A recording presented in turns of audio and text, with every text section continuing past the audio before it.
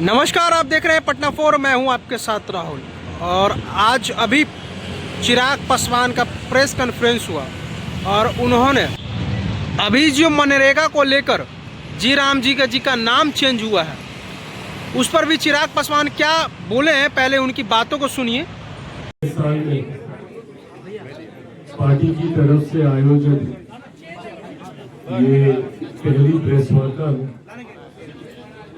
ऐसे में यहाँ पे मौजूद प्रेस मीडिया के तमाम साथियों को, आपको, आपके परिवार वालों को मेरी तरफ से, मेरी पार्टी की तरफ से नव वर्ष की ढेर सारी शुभकामनाएं। ना कोई ना और आपके माध्यम से बिहार की जनता को भी नव वर्ष की शुभकामनाएं, इस उम्मीद, इस विश्वास के साथ कि ये साल बीते हुए सालों से ज्यादा बेहतर, ज्यादा खूबसूरत और ज्यादा खुशहाली लेकर हम सबके जीवन में आए, ये कामना करता हूँ। साथियों, आज इस प्रेस वार्ता के माध्यम से यकीनन बिहार प्रदेश से जुड़े हुए कई विषय, पार्टी से जुड़े हुए विषय जो आपके समक्ष मैं भी रखूंगा, आप लोग के यकीनन कई सवाल भी होंगे, उनके भी हम लोग जवाब देने का प्रयास करेंगे। पर इन तमाम बातों से पूर्व एक राष्ट्रीय मुद्दा जिसके बारे में मैं आप सबके समझ अपनी बातों को, अपनी तरफ से, अपनी पार्टी की तरफ से अपनी बातों को रखना चाहता हूं, क्योंकि विपक्ष ने पिछले कुछ सालों में, कांग्रेस, राजद जैसी पार्टियों ने पिछले कुछ सालों से झूठ बोलकर और लोगों को भ्रमित कर डराने की राजनीति की एक नई परंपरा शुरू की है। जितने भी विषय सरकार के द्वारा उठाए गए या फैसले लिए गए या नीतिगत विषयों पे जब सरकार ने अपनी बातों को रखने का काम किया, ऐसे में विपक्ष ने जनता के बीच एक डर का, एक भय का माहौल तैयार करने का प्रयास किया। और इस सोच का नेतृत्व कांग्रेस जैसे दल ने बखूबी तरीके से किया। शुरू से लेकर अभी तक अलग अलग समय पर लिए गए फैसले, भले वो एनआरसी की बात हो, सीए की बात हो या फिर एसआईआर जैसा विषय हो, तमाम विषयों को लेकर विपक्ष ने जनता को भ्रमित करने का काम किया। सीए जैसा कानून जो कि नागरिकता देने वाला कानून था, उसको नागरिकता छीनने वाला कानून बताकर देश भर में एक आगजनी का माहौल खड़ा करने का काम किया। जबकि ये ऐसे देशों के अल्पसंख्यक लोगों को नागरिकता देने की सोच के साथ बनाया कानून था, जो अपने देशों में अल्पसंख्यक है और वहां पे बहुसंख्यक मुसलमान आबादी है। और इन्होंने क्या भ्रम फैलाया कि मुसलमानों को आरक्षण नहीं दिया जाएगा, मुसलमानों को यहाँ पे नागरिकता नहीं दी जाएगी, बल्कि उनकी नागरिकता छीन ली जाएगी। इस बात का माहौल देश भर में बनाया गया। आज आप देख लीजिए बांग्लादेश जैसे देशों में किस तरीके से अत्याचार किया जा रहा है धर्म के आधार पर। इन तमाम परिस्थितियों को मद्देनजर रखते हुए इस विषय को लाया गया। एसआईआर जैसा विषय जो कि देश में कोई पहली बार नहीं, निरंतरता में इस प्रक्रिया का पालन किया गया है, जहां पे समय समय पर वोटर लिस्ट को रिव्यू किया जाता है। कारण कई होते हैं, कई बार कई सदस्यों का दुखद निधन हो जाता है, उनका नाम काटना जरूरी होता है। कई लोग दूसरे राज्यों में चले गए होते हैं, उनका नाम हटाना जरूरी होता है। कई फर्स्ट टाइम वोटर्स होते हैं, उनका नाम जोड़ना जरूरी होता है। तो ये रिव्यू चलता रहता है समय समय पर, रेगुलर इंटरवल्स पे। अब एसआईआर को लेकर क्या वोट चोरी, वोट चोरी, वोट चोरी। बिहार में कांग्रेस और उनके नेता राहुल जी ने 12-15 दिन तक एक ऐसा माहौल तैयार करने का प्रयास किया कि ना जाने अगर एसआईआर आ गया तो क्या हो जाएगा। और आप लोगों ने देखा कि हंगामा सड़क पे तो किया, बट जहां पे औपचारिक आपत्ति दर्ज करानी थी, किसी ने जाकर वहां पे कोई आपत्ति दर्ज नहीं करे। और ना ही भाई हम लोग के भी तो बीएलए हैं हर एक जगह पे, हर बूथ पे। हम लोगों के बीएलए के माध्यम से भी कहीं हम लोग को कोई ऐसी शिकायत नहीं आई कि ये गड़बड़ी हुई, वो गड़बड़ी हुई। और अगर इतने बड़े स्तर पे कोई गड़बड़ी होती तो भैया बिहारी है, खामोश थोड़ी बैठते, सड़क पर आते, अपने हक अपने अधिकारों के लिए लड़ने का काम करते। पर पूरा चुनाव शांतिपूर्वक बीत गया, कहीं कोई ऐसी खबर सुनने को नहीं मिली।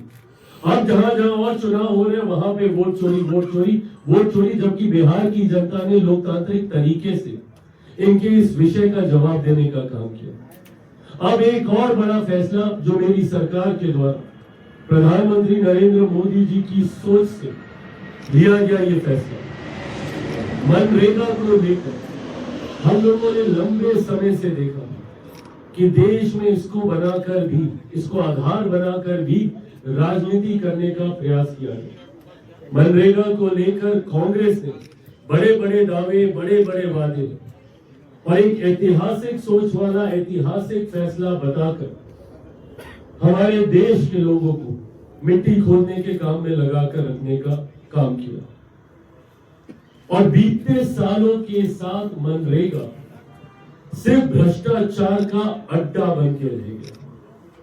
और हर वो व्यक्ति जो मनरेगा से जुड़ा हुआ है वो इन बातों से सहमत होगा कि किस तरीके से मनरेगा में भ्रष्टाचार किया जाता है, किस तरीके से हस्ताक्षर करा लिए जाते हैं, बिचौलिए पैसे ले जाते हैं, या सिर्फ हस्ताक्षर करके बिना कोई काम किए हुए पैसों की निकासी कर ली जाती है, सिर्फ और सिर्फ करप्शन।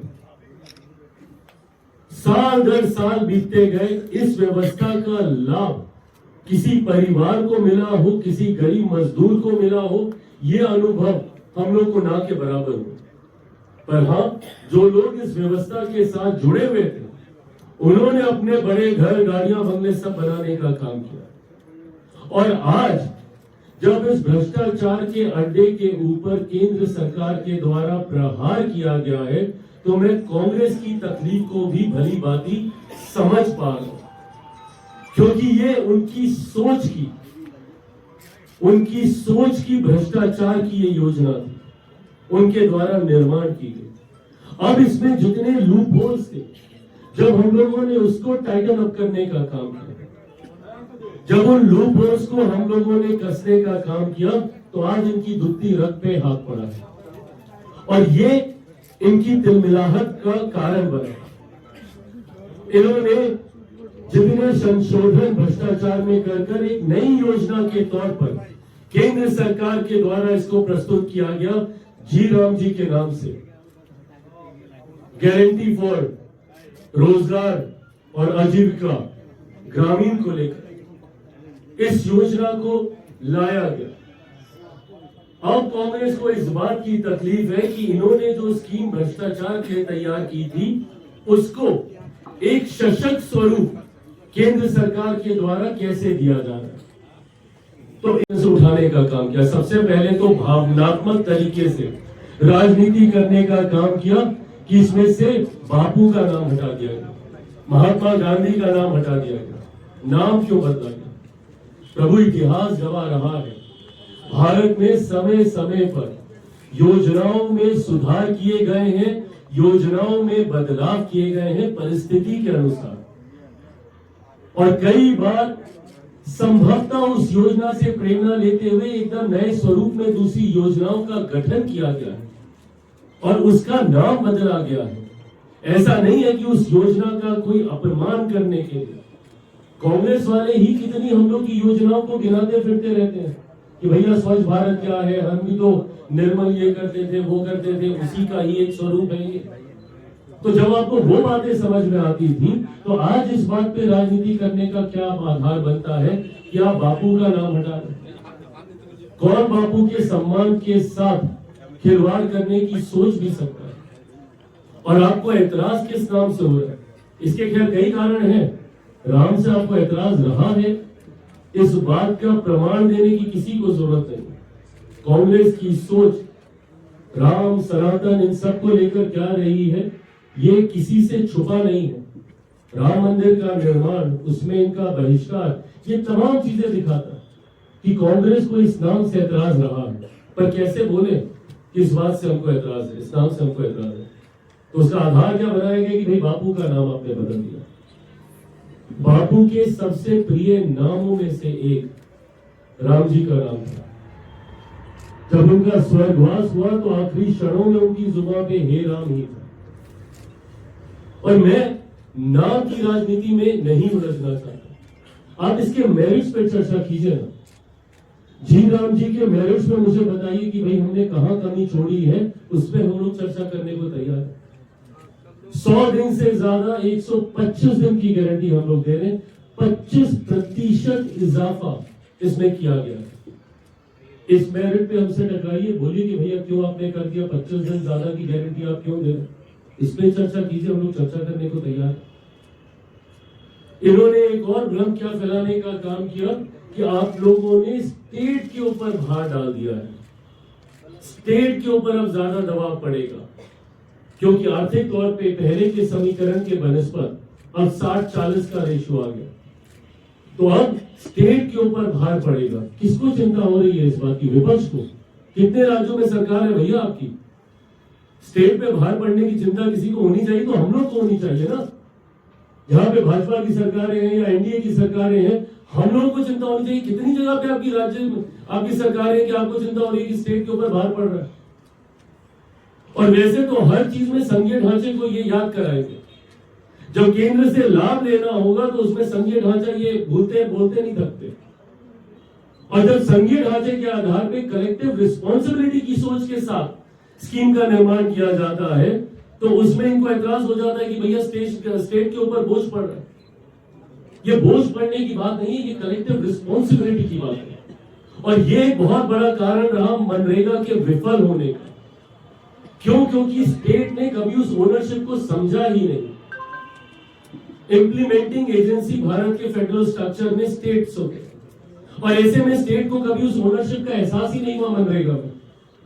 कोई आ रहा है, नहीं आ रहा है, काम कर रहा है, नहीं कर रहा है, ना के बराबर उनका योगदान होता था, उनको कभी फर्क ही नहीं पड़ा। पर आज जब कलेक्टिव रिस्पॉन्सिबिलिटी शेयर की जाएगी, सेंटर स्पॉन्सर्ड स्कीम के तहत अब ये जिम्मेदारी जब बांटी जाएगी तो राज्यों की भी उतनी ही जिम्मेदारी होगी, और राज्य भी इस बात को सुनिश्चित करेंगे कि जो लोग काम कर रहे हैं सही में वो काम हो रहा है कि नहीं हो रहा है, क्योंकि राज्य का भी योगदान अब उसमें जा रहा है। तो ऐसे में मैं मानता हूं कि भारत के संघीय ढांचे को, फेडरल स्ट्रक्चर को और सशक्त करने की सोच के साथ ये जो बदलाव किए गए हैं उसका यकीनन लाभ मिलेगा।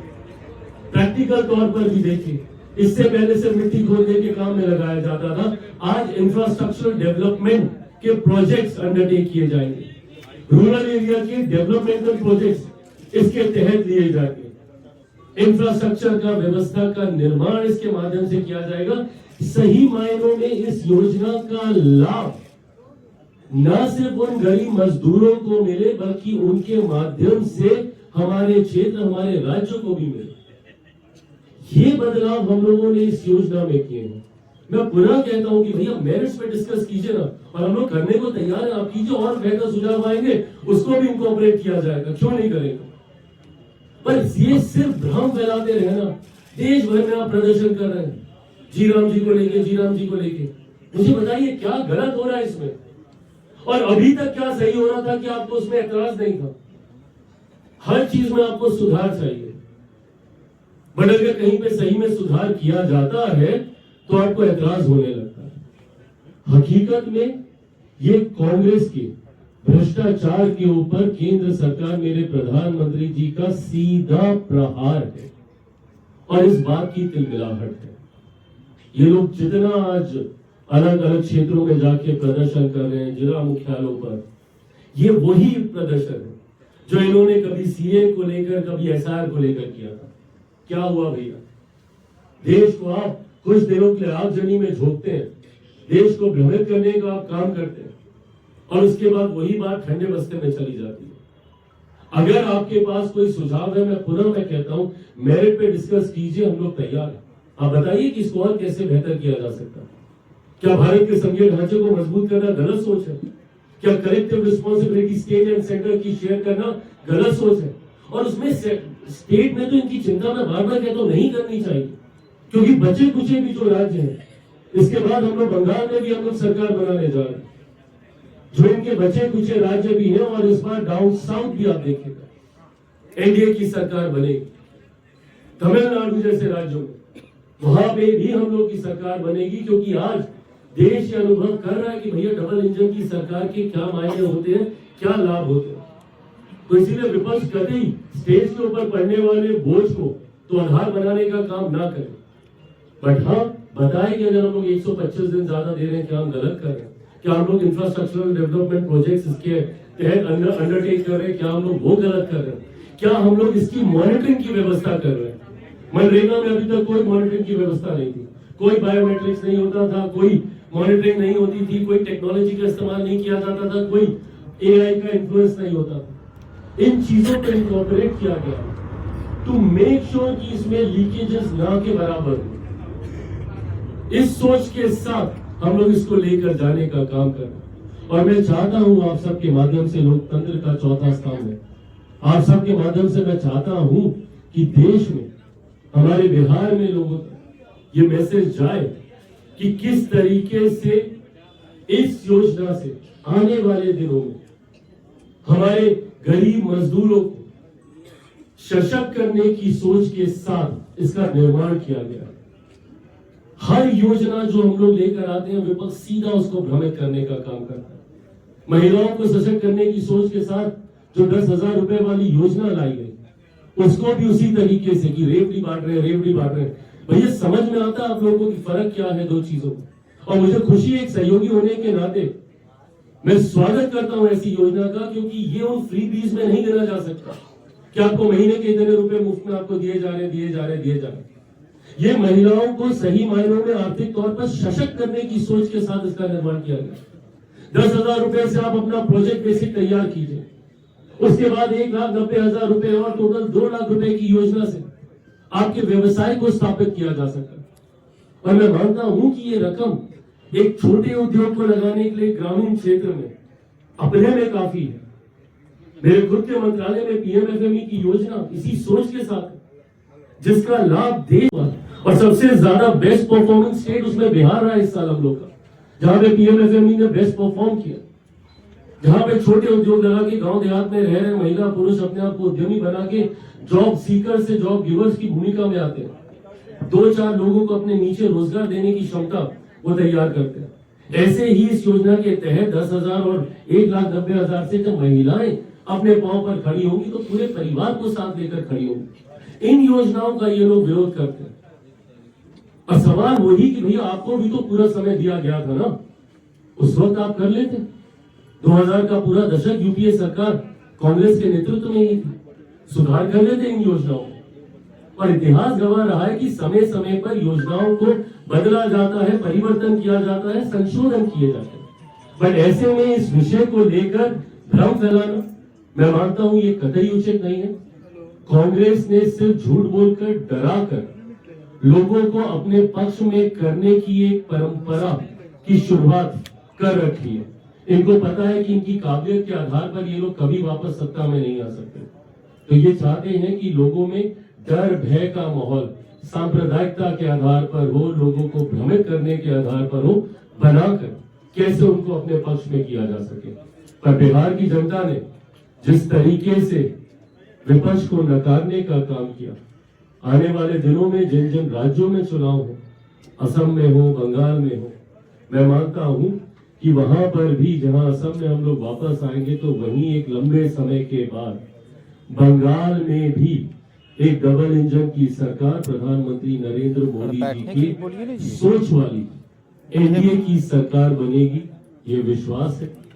मेरी पार्टी लोक जनशक्ति पार्टी रामविलास भी अपनी भूमिका को इन राज्यों में निभाने के लिए पूरी तरीके से कमर कस चुकी है। हमारे खगड़िया से सांसद राजेश वर्मा जी को प्रभारी की जिम्मेदारी देकर पिछले 3 दिन से उनका प्रवास वहीं पर चल रहा है, जहां संगठन को कैसे और मजबूत किया जा सके और कार्यकर्ताओं के सुझावों को एकत्रित किया जा सके, ताकि उसके बाद लोक जनशक्ति पार्टी रामविलास का केंद्रीय संसदीय बोर्ड चुनाव की दृष्टि से बंगाल में हम लोग की क्या भूमिका रहेगी, इस पर अंतिम फैसला ले सके।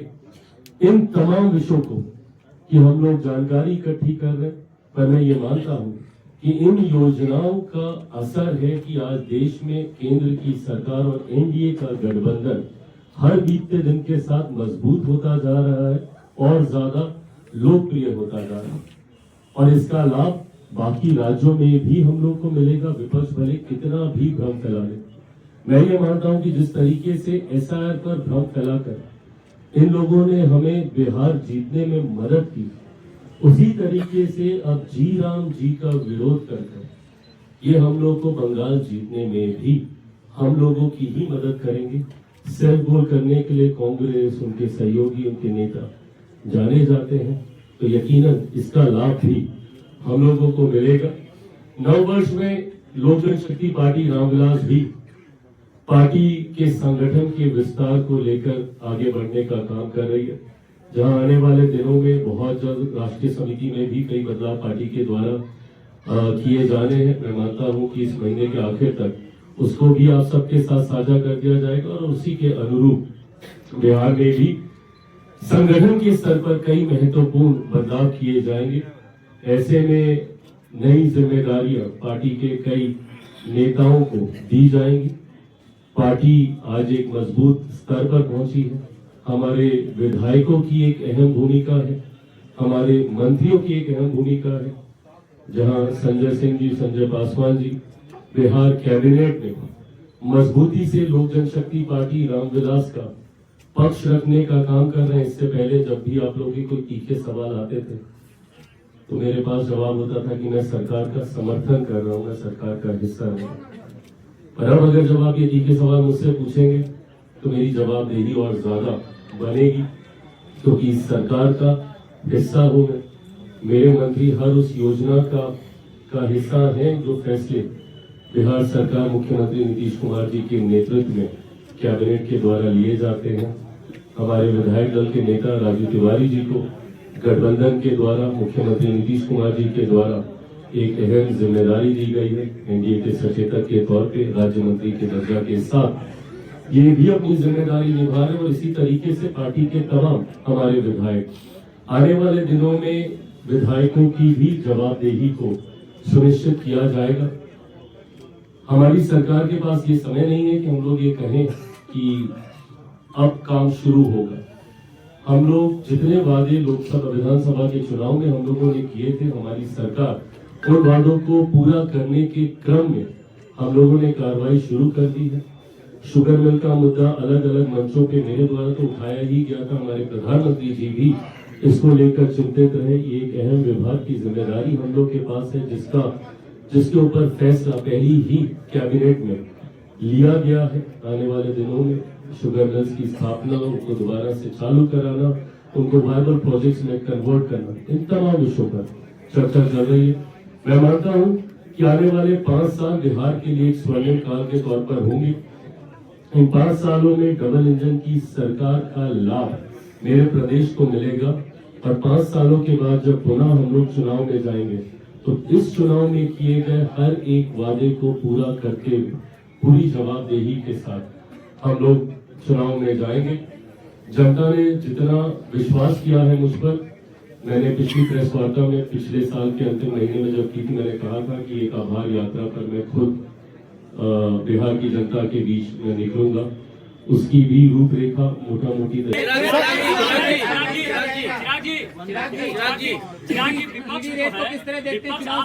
मनरेगा को लेकर एक केंद्र सरकार जो ला रही है वो मनरेगा को बेहतर करने के लिए, लेकिन विपक्ष जो है जो मजबूती से खड़ा वो वही कह रहा है कि जो बोझ है राज्य पर लाखों करोड़ रुपया बोझ आ रहा है।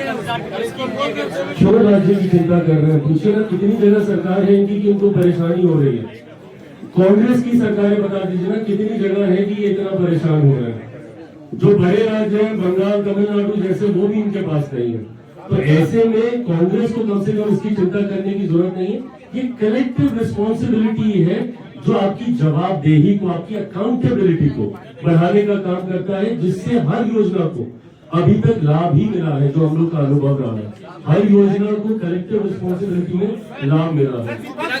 नामकरण करने से भ्रष्टाचार कैसे खत्म होगा? हाँ, विपक्ष पूछ रही है कि नामकरण करने से भ्रष्टाचार कैसे? नामकरण हम लोगों ने किया ही नहीं। यही तो मेरा विषय है भैया, कि आप इसको नाम पर ही उलझा के रख रहे हैं। मैं तो बोल रहा हूँ कि मेरिट पे चर्चा कीजिए ना, सर वो ये कह रहे हैं मेरिट पे चर्चा कीजिए। जब मैं बोलता हूँ कि हम लोगों ने 100 से 125 डेज का हम लोगों ने जिक्र किया, जब हम लोगों ने इसमें मॉनिटरिंग की, हम लोगों ने जवाबदेही हम लोगों ने तय की, जब हम लोगों ने निगरानी की व्यवस्था की टेक्नोलॉजी के माध्यम से, जब हम लोगों ने राज्य को जिम्मेदारी दी, और क्योंकि अब राज्य की भी सक्रिय इन्वॉल्वमेंट होगी आर्थिक तौर पर भी, तो ऐसे में उनकी रिस्पॉन्सिबिलिटी भी बढ़ेगी। क्योंकि कोई स्पेसिफिक काउंटर है, आप बात करिए उस विषय पर ये लोग सिर्फ नामकरण पर ही उलझा कर भ्रमित कर रहे हैं, ये गलत है।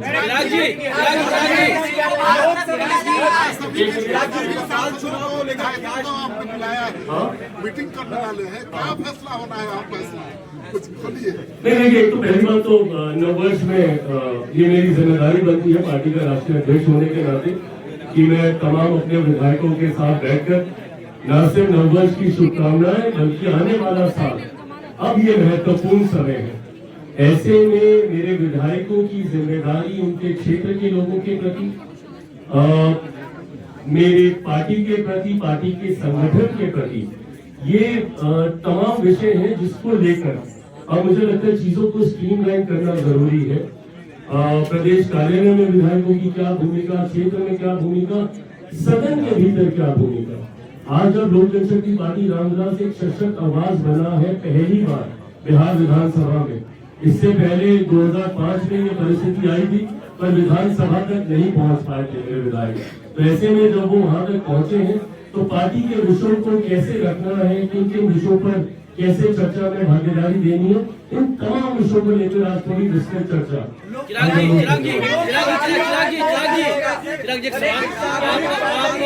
आप जो है चुनाव का जिक्र किए हैं, असम में चुनाव है, बंगाल में चुनाव है, तो कितनी सीटों पर लड़ेंगे? एनडीए के साथ लड़ेंगे तो कितनी सीटों पर लड़ेंगे?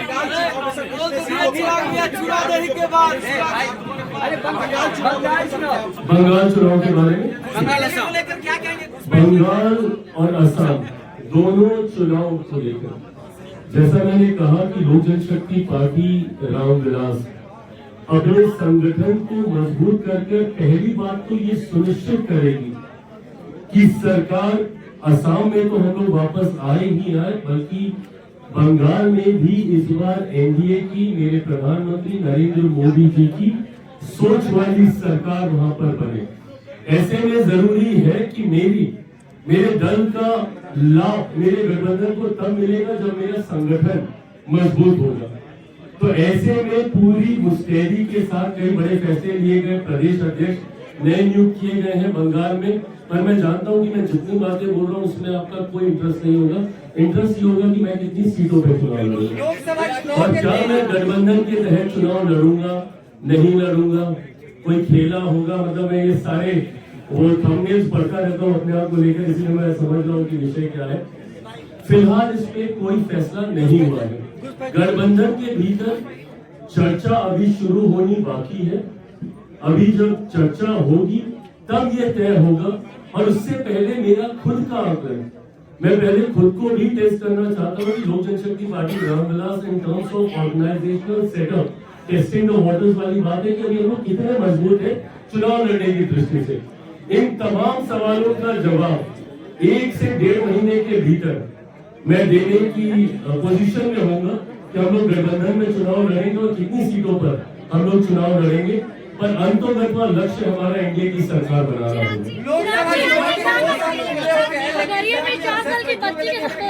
क्या आपको मालूम है?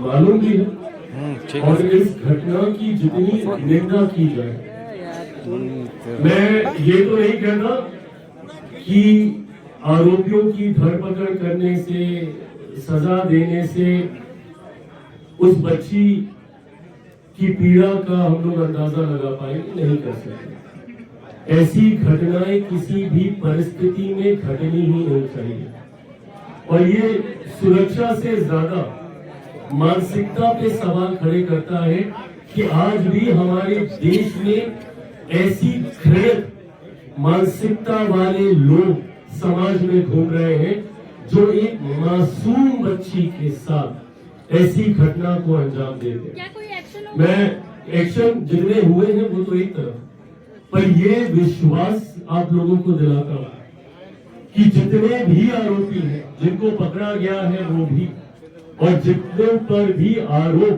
सिद्ध होंगे, कड़ी से कड़ी सजा। और ये सब मैं कहने के लिए ही नहीं, क्योंकि ये कुछ ऐसे रेयरेस्ट ऑफ द रेयर अपराध है जिनको कतई, जिसमें कोई भी मोह माया दया नहीं हो सकती है। जो भी अपराधी है उसको कड़ी से कड़ी सजा, और समय होते हुए मैं इसको अनंत काल तक भी खींचने का मौका नहीं दूंगा। समय रहते मिलेगा, पर मैं पुनः कहता हूं कि इस बच्ची की पीड़ा को हम लोग कभी समझ नहीं पाएंगे। ऐसी घटनाएं ना घटे, समाज को भी सैनिटाइज करने की जिम्मेदारी हम सबको निभानी होगी। ये मानसिकता, ऐसे लोग हमारे अगल बगल घूम रहे हैं, ये सोचना भी कल्पना के परे है। बट सरकार की जो जिम्मेदारी है कि दोषियों को कतई नहीं बख्शा जाएगा, कड़ी से कड़ी सजा होगी, ये विश्वास जरूर दिलाता हूं। लोकसभा चुनाव 2 मई पूरे होने वाले हैं, लेकिन एक रिपोर्ट के अनुसार जो सांसद निधि फंड से जो खर्च होते हैं, आपकी सांसद महोदया शांभवी चौधरी अभी तक एक भी रुपये फंड से खर्च नहीं किया, एक रिपोर्ट के अनुसार है। प्रभु, कौन सी रिपोर्ट के अनुसार है? मैं रिपोर्ट्स में नहीं, मैं परफॉर्मेंस पे विश्वास करता हूँ। और मेरी पार्टी की परंपरा रही है कि हम लोग हर साल अपने सांसदों से फीडबैक लेते हैं उनके परफॉर्मेंस को लेकर। सेम यही फीडबैक दिसंबर के आखिरी हफ्ते में तमाम सांसदों से मांगा गया है, और जिसकी रिपोर्ट केंद्रीय कार्यालय में सबमिट कर दी गई है। मैं विस्तार में इसलिए बता रहा हूँ ताकि ये विश्वास आपके माध्यम से जनता को हो कि मैं सिर्फ अपने सांसद विधायकों को सिर्फ चुनाव जिताने तक के लिए भी मेरी जिम्मेदारी नहीं है, उनका परफॉर्मेंस उनके क्षेत्र में बेहतरीन रहे, ये भी जिम्मेदारी मेरी बनती है। और ये अकाउंटेबिलिटी बनी रहे, ये चर्चा होती है। आपने, मुझे नहीं पता कौन सी रिपोर्ट के आधार पर, मुझे लगता है बाद में शांभवी आपके साथ इस पर विस्तार से चर्चा कर लेंगे, पर सांसद निधि का एक भी रुपया फाइनेंशियल ईयर एंडिंग तक नहीं रहेगा। कई बार एज अ स्ट्रैटेजी मैं भी कई बार ये करता हूं कि हम लोग लास्ट तक एक चंक को हम लोग होल्ड कर रखते हैं। कई बार कुछ विशेष परिस्थितियां आती हैं, कुछ अनफोर्सीन इंसिडेंट्स ऐसे होते हैं जहां पे आपको राशि की तत्काल इमीडिएट रिक्वायरमेंट होती है, तो हम लोग एक अमाउंट को हम लोग होल्ड करके रहते हैं कि हर सांसद का एक अपना वर्किंग का तरीका होता है। सवाल आपका तब जायज बनेगा जब फाइनेंशियल ईयर की एंडिंग में या कार्यकाल की समाप्ति पर अगर उसके बाद भी अनयूज कोई फंड रह जाता है, तब आपका सवाल जरूर जायज होगा। बट अगर अभी आप इस सवाल को पूछ रहे हैं, मैं मानूंगा थोड़ा सा जल्दी है। परफॉर्मेंस रिपोर्ट भी आप लोगों के सामने रखी जाएगी, ये भी मैं शेयर करूंगा। कई विधायक हमारे संपर्क में, तो क्या खरमास के बाद कुछ बड़ा देखने को मिलेगा? और इसके साथ एक और प्रश्न है मेरा कि खबर ये आ रही है कई विधायकों से आपकी मुलाकात हुई है, कई ऐसे नाराज विधायकों से मुलाकात हुई है चिराग पासवान जी। ये बातें पता है जितनी सनसनीखेज लगती है सुनने में ना, इनका कोई ज्यादा महत्व होता नहीं है। मैं ये मानता हूं कि आज की तारीख में एनडीए को जरूरत नहीं है कि हम लोग कोई ऐसी परिस्थिति तैयार करें कि विधायकों को तोड़े या अपने साथ लाने के लिए हम लोग बहुत उत्साहित हो। एक मजबूत सरकार है, 200 प्लस से ज्यादा विधायकों के साथ हमारी एनडीए की सरकार चल रही है। मैं इतना मैं जरूर मानूंगा कि विपक्ष के कई ऐसे दल हैं जिनके विधायकों ने समय समय पर संपर्क जरूर किया है, उनकी इच्छा जरूर रही है। मैं खुद भुगभोगी रहा हूं, मेरी पार्टी को तोड़ा गया है, तो मैं उस दर्द को समझता हूं जब किसी दल के टूटने की परिस्थिति आती है। और मैं कतई ऐसी किसी परिस्थिति को एनकरेज मैं नहीं करता हूं। बट हाँ, मेरे पार्टी के नेताओं के संपर्क, मेरे से भी कुछ लोगों ने संपर्क साधा है। आते हैं, नहीं आते हैं, टूटते हैं, नहीं टूटते हैं। पर हाँ, इतना मैं जरूर कहूंगा कि कांग्रेस जैसे दल, राजद जैसे दल, उनके कई विधायक नेता ऐसे हैं जिनमें असंतोष है। और असंतोष इस बात को लेकर ज्यादा है, देखिए चुनाव में हार जीत लगी रहती है, पर अगर पार्टी का नेतृत्व अपनी जिम्मेदारियों से भागने लग जाए तो गलत है। 2020 में एक बार आप लोगों को चाहूंगा कि आप में से जो साथी उस वक्त थे, याद कीजिएगा 2020 शायद 10 नवंबर को रिजल्ट आया था, मैं शायद डेट में आगे पीछे गलत हो सकता हूँ, बट जिस दिन रिजल्ट आया था उसके ठीक अगले दिन मैं आप लोग के सामने था। अगले दिन मैंने आप लोगों से प्रेस वार्ता की थी, जिम्मेदारी ली थी कि हाँ मेरी पार्टी चुनाव हारी है, हम लोग का प्रदर्शन ऐसा नहीं है। जब आप जिम्मेदारी नहीं लेते हैं तो कार्यकर्ताओं में भी निराशा आती है। ऐसे में नेता प्रतिपक्ष की भी एक बड़ी जिम्मेदारी है। उनके सत्र से आप गायब रहते हैं, आप कहीं आए जाए परिवार के साथ हैं, मुझे कोई दिक्कत नहीं, पर जब सत्र चलता है ऐसे में जब आप जिम्मेदार पद पर होते हैं तो आपकी अहमियत और ज्यादा होती है। आप उस दौरान नहीं दिखते, आप संवाद नहीं करते मीडिया के साथ, आप कारण पे विश्लेषण करके नहीं बताते कि क्यों राजग की इतनी करारी हार हुई। इतिहास में देखा जाए जिस तरीके से आज राजग जिस स्तर पर पहुंच गई है, अगर ये लोग सिर्फ वोट चोरी और बहानेबाजी करते रहेंगे तो वो दिन दूर नहीं जब राजग का नामो निशान मिट जाएगा। और इनको समझना होगा कि परिस्थिति आज से नहीं 2005 से बनी हुई है। इनको तो बीच में जीवन दान मिलता है। 2014 में मुख्यमंत्री नीतीश कुमार जी ने, 2015 में इनको जीवन दान दिया, 2020 में मैंने इनको जीवन दान दिया। नहीं तो ये राजग तो 2005 के बाद से खत्म हुआ। 10 में एनडीए की ऐतिहासिक जीत रही, 15 में एनडीए जो रहता तो ऐतिहासिक जीत होती, यूनाइटेड एनडीए 2020 में भी चुनाव लड़ता तो भी परिणाम यही है। पश्चिम बंगाल में घुसपैठियों को लेकर थोड़ा इस पर प्रकाश डालें कि आपकी पार्टी क्या कर रही है? बोलने भी नहीं देता है। देखिए, घुसपैठियों को लेकर मेरी सरकार की सोच एकदम स्पष्ट है कि कोई भी घुसपैठिया, कोई भी ऐसा व्यक्ति जो मेरे देश का नागरिक नहीं है, उसको हमारे देश के सबसे बड़े अधिकार मताधिकार का दुरुपयोग करने का कतई मौका नहीं दिया जाएगा। चिन्हित कर एक एक घुसपैठिए को बाहर फेंका जाएगा। एट द सेम टाइम ये भी सुनिश्चित किया जाएगा कि मेरे देश के किसी भी नागरिक के ऊपर, भले वो किसी भी जाति, किसी भी धर्म, किसी भी समुदाय से आता हो, उसके ऊपर भी कोई आंच नहीं आएगी, ये भी विश्वास है। पासवान जी, आपके विभाग के द्वारा बिहार के डेवलपमेंट के लिए क्या कुछ किए जा रहे हैं? क्योंकि आपको भाई मेरे विभाग का अगर आप जिक्र करें तो लगभग पिछले 1.25 साल में खाद्य प्रसंस्करण उद्योग विभाग के माध्यम से हम लोगों ने अलग अलग कार्यक्रम कराकर बिहार में निवेश लाने का कार्य किया। मैं अभी अपने मंत्रालय की योजनाओं में नहीं जा रहा, उसका मैंने जिक्र किया कि मेरे PMFME जो हम लोग की योजना है उसका अक्रॉस इंडिया सबसे बेस्ट परफॉर्मेंस रहा है तो वो बिहार का ही रहा है। ऐसे ही PMKSY के माध्यम से भी बिहार में कई यूनिट्स की स्थापना की गई।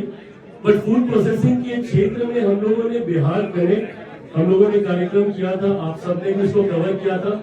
उसके माध्यम से फिर हम लोगों ने रिवर्स बायर सेलो मीट किया था, जहाँ पे हम लोगों ने 70 देशों से हम लोगों ने इन्वेस्टर्स को हम लोगों ने इनवाइट किया था यहाँ पर।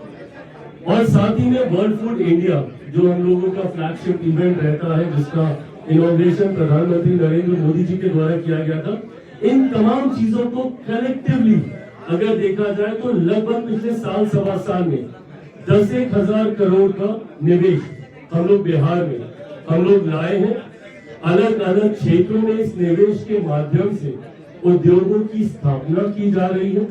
विस्तृत डिटेल भी बहुत जल्द मैं आप सबके साथ लिखित रूप में साझा कर दूंगा।